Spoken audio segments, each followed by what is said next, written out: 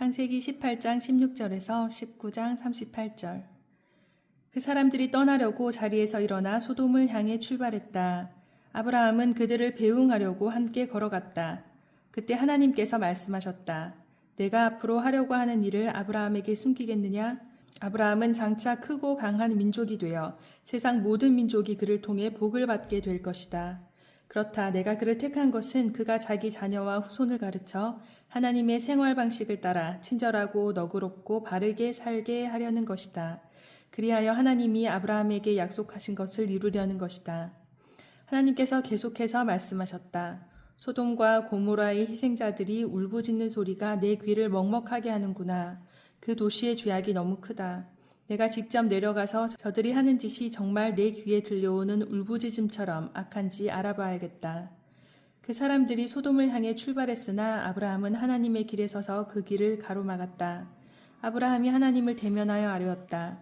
진심이십니까? 죄 없는 사람들을 악한 사람들과 함께 쓸어버릴 작정이십니까?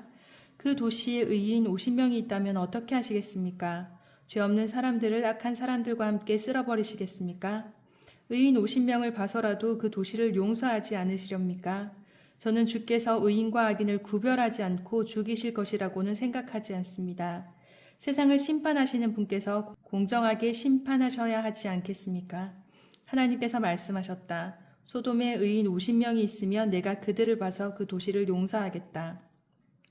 아브라함이 다시 아뢰었다. 한 줌 흙에 지나지 않는 제가 감히 주께 말씀드립니다. 50명에서 5명이 모자라면 어떻게 하시겠습니까? 5명이 모자란다는 이유로 그 도시를 멸하시겠습니까? 하나님께서 말씀하셨다. 45명이 있으면 내가 그 도시를 멸하지 않겠다. 아브라함이 다시 아뢰었다. 40명밖에 찾지 못하시면 어떻게 하시겠습니까? 40명이 있으면 그 도시를 멸하지 않겠다. 아브라함이 아뢰었다. 주님, 노하지 마십시오. 30명밖에 찾지 못하시면 어떻게 하시겠습니까? 30명만 찾을 수 있어도 내가 그 도시를 멸하지 않겠다. 아브라함이 더 강하게 아뢰었다. 주님, 부디 참아주십시오. 20명이면 어떻게 하시겠습니까? 20명만 있어도 내가 그 도시를 멸하지 않겠다. 아브라함이 멈추지 않고 아뢰었다. 주님, 이번이 마지막이니 노하지 마십시오. 10명밖에 찾지 못하시면 어떻게 하시겠습니까? 그 10명을 봐서라도 내가 그 도시를 멸하지 않겠다. 하나님께서 아브라함과 말씀을 마치고 떠나가셨다. 아브라함은 집으로 돌아갔다. 저녁 때에 두 천사가 소돔에 도착했다. 롯은 그 도시 입구에 앉아 있었다. 그가 그들을 보고 일어나 맞이하면서 그들에게 엎드려 절하며 말했다. 두 분께서는 부디 저희 집에 오셔서 씻고 하룻밤 묵으십시오. 그러면 내일 아침 일찍 일어나 기운을 차리고 길을 떠나실 수 있을 겁니다. 그들이 말했다. 아닙니다. 우리는 거리에서 자겠습니다. 그러나 롯은 거절하지 말라고 간청했다. 그들은 거절하지 못하고 롯을 따라 집으로 들어갔다. 롯이 그들을 위해 따뜻한 음식을 차리자 그들이 먹었다. 그들이 잠자리에 들기 전에 소돔의 남자들이 젊은이 노인 할 것 없이 사방에서 몰려와 롯의 집을 에워쌌다. 그러고는 롯에게 고함을 지르며 말했다.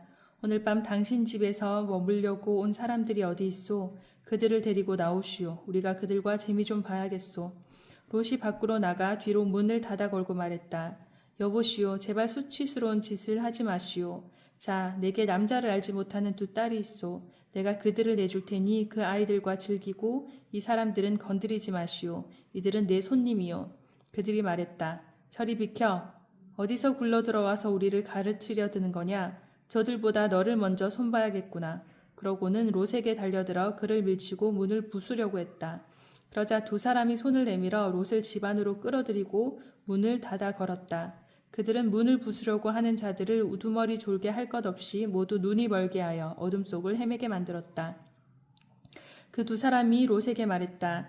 이곳에 그대의 가족들이 더 있습니까? 아들이나 딸이나 이 도시에 사는 가족들 말입니다. 지금 당장 그들을 데리고 이 도시에서 나가시오. 우리가 곧 이 도시를 멸하려고 하오. 이곳의 희생자들이 울부짖는 소리가 하나님의 귀를 먹먹하게 합니다. 하나님께서 이곳을 쓸어버리도록 우리를 보내셨소. 롯이 밖으로 나가서 자기 딸들의 약혼자들에게 알렸다. 이곳을 떠나게 하나님께서 이 도시를 멸하려고 하시네. 그러나 그들은 롯의 말을 농담으로 여겼다. 새벽이 되자 천사들이 롯을 떠밀며 말했다.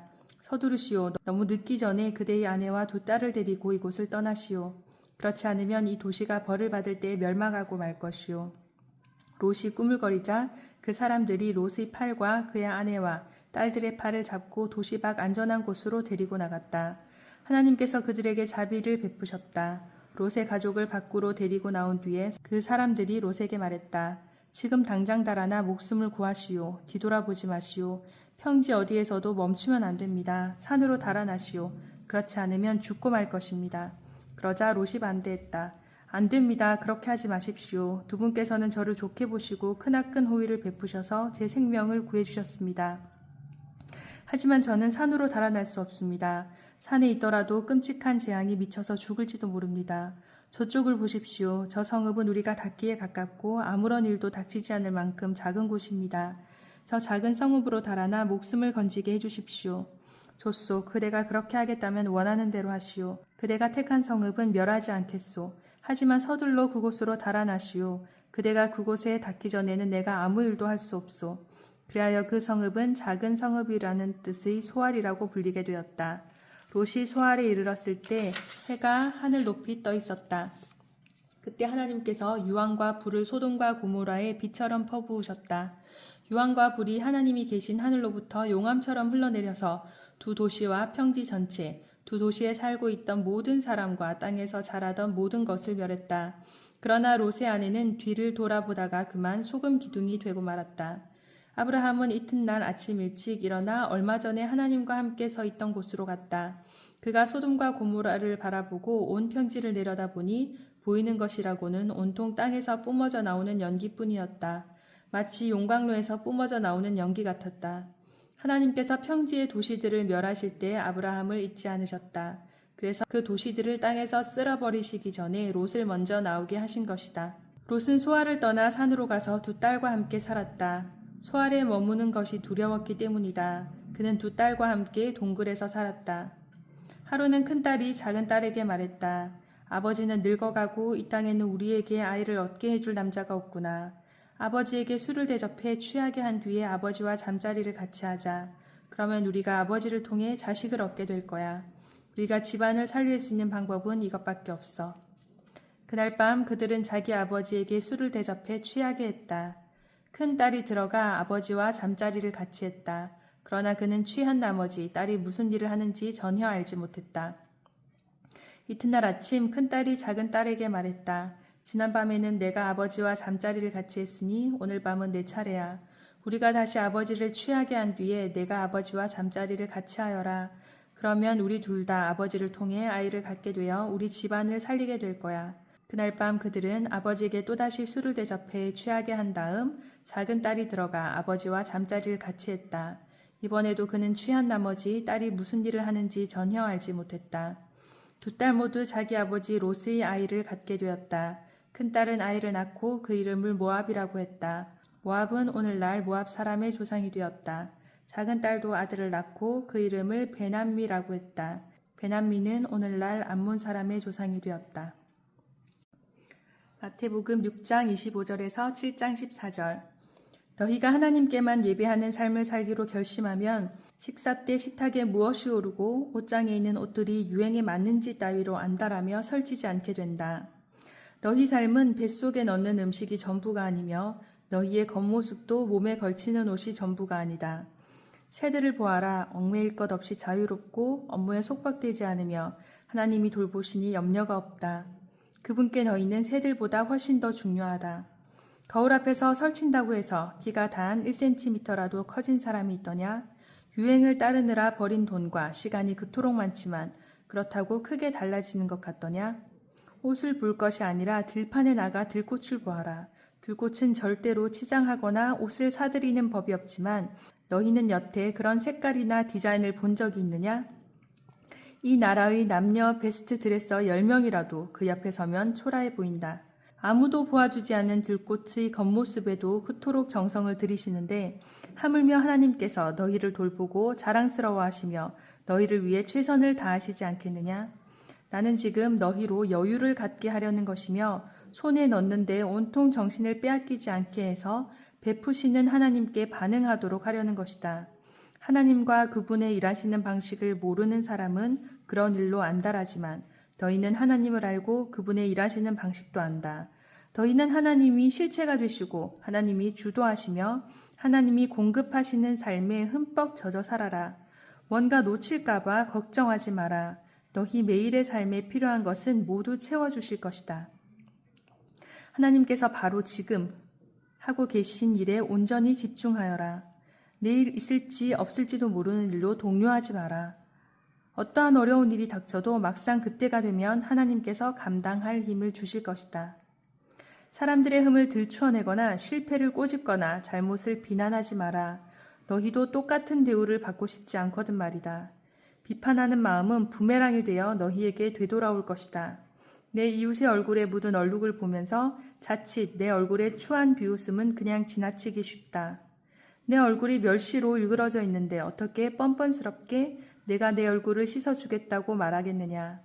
이 또한 동네방네에 쇼를 하겠다는 사고방식이며 자기 역할에 충실하기보다는 남보다 거룩한 척 연기를 하는 것이다. 내 얼굴에 추한 비웃음부터 닦아내라. 그러면 네 이웃에게 수건을 건네줄 만한 사람이 될지도 모른다. 거룩한 것으로 장난치지 마라. 농담과 바보짓은 하나님께 영광이 되지 않는다. 거룩한 신비를 한갓 슬로건으로 격화시키지 마라. 시대를 따라가려다가 너희는 오히려 약아져서 불경스러운 사태를 부를 뿐이다. 하나님과 흥정하지 마라. 솔직하게 말씀드려라. 필요한 것을 구하여라. 우리는 쫓고 쫓기는 게임이나 숨바꼭질을 하고 있는 것이 아니다. 너희 아이가 빵을 달라고 하는데 톱밥을 주면서 아이를 속이겠느냐? 아이가 생선을 달라고 하는데 살아있는 뱀을 접시에 담아 아이에게 겁을 주겠느냐? 너희가 아무리 약해도 그런 생각은 하지 않을 것이다. 너희도 자기 자식에게는 최소한의 예의를 지킨다. 그렇다면 너희를 사랑으로 잉태하신 하나님은 그보다 훨씬 낫지 않으시겠느냐? 여기 간단하지만 유용한 행동 지침이 있다. 사람들이 너희에게 무엇을 해주면 좋겠는지 자문해보아라. 그리고 너희가 먼저 그들에게 그것을 해주어라. 하나님의 율법과 예언자들의 설교를 다 합한 결론이 이것이다.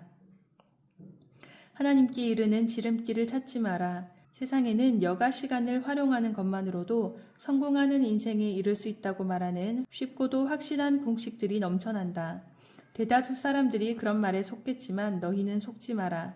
생명, 곧 하나님께 이르는 길은 정신을 바짝 차려야 갈 수 있는 힘든 길이다. 시편 8편 1절에서 9절. 하나님, 찬란히 빛나는 주님, 주님의 이름은 이제 모르는 사람이 없습니다. 주님을 높이며 젖먹이들의 옹알이로 합창하고 막 걷기 시작한 어린아이들이 목청껏 노래하니 원수의 말소리 묻혀버리고 무신론자의 짓거림도 잠잠합니다. 주님의 거대한 하늘, 캄캄하고 광대한 하늘을 우러러봅니다. 손수 만드신 하늘 보석, 제자리에 박아 넣으신 달과 별들을, 그리고 한없이 작은 내 모습에 깜짝 놀랍니다. 우리가 무엇이기에 이토록 걱정하시고 우리의 인생길이 무엇이기에 이토록 살뜰히 살피십니까? 하지만 우리는 신들보다 조금 못한 자들, 주님은 에덴의 새벽빛으로 빛나는 우리에게 손수 지으신 세상을 맡기시고 창조의 임무를 되새기게 하셨습니다.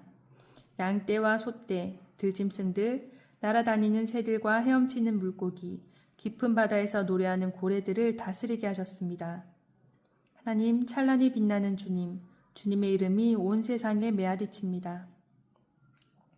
잠언 2장 9절에서 15절. 그러면 너는 참되고 공평한 것을 가려내고 모든 좋은 길을 찾아낼 수 있을 것이다. 지혜가 내 절친한 벗이 되고 지식은 유쾌한 동행자가 될 것이다. 건전한 상식이 앞서 나가 위험을 찾아내고 통찰력이 너를 빈틈없이 지켜줄 것이다. 내가 잘못된 길로 접어들지 않도록 길을 잃어 어디가 어딘지 모르는 자들의 엉터리 길 안내를 따르지 않게 지켜줄 것이다. 저들은 놀이하듯 악을 저지르고 못된 짓을 기념해 잔치를 연다.